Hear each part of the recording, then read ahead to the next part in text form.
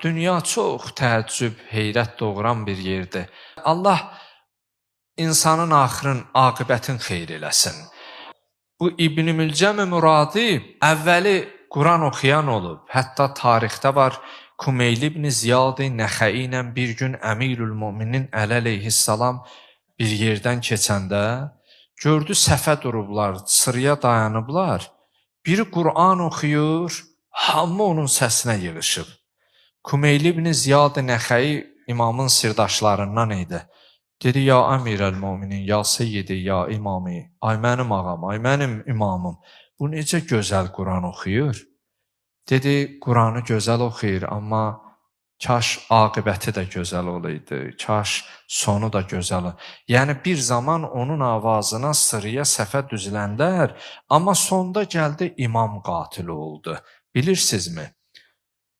Bir xanıma aşıq olmuşdu Qutam adında. İmam Əli əleyhissalam döyüşlərdə onun atasını, qardaşlarını qətlə yetirmişdi. O da qisas almaq üçün bu nəfs insanın başına, Allah bu məkr zənəndən, bu qadın fitnəsindən amanda saxlasın. Bu Qutam gördü ki, bu buna çox aşıqdır. Mehriyyəsində bir neçə şey istədi. Onlardan da biri dedi, mən can istəyirəm, qan istəyirəm. Dedi, nə can, nə qan? Dedi, mən bir şərtlə səndən izdivac eləyərəm ki, sən əlini qətlə yetirəsən. Nəfs insanın başına nə oyun açarmış? Özü ibadətdə, itaətdə, amma ona qovuşması üçün dövrün imamının qətlinə razı oldu.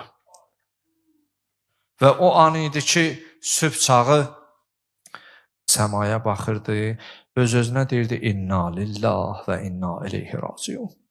Biz Allahdan gəlmişik, Allaha da qayıdacaq. Elə bilirəm ki, əmim oğlu Rəsulullah dediyi gecə elə bu gecədir. O ki, mənə illər öncə vəd vermişdi, xəbər vermişdi ki, mən elə bil sənin yanındayam, namaz qılanda sənlə bahəməm, bir namaz üstə zərbə vurarlar,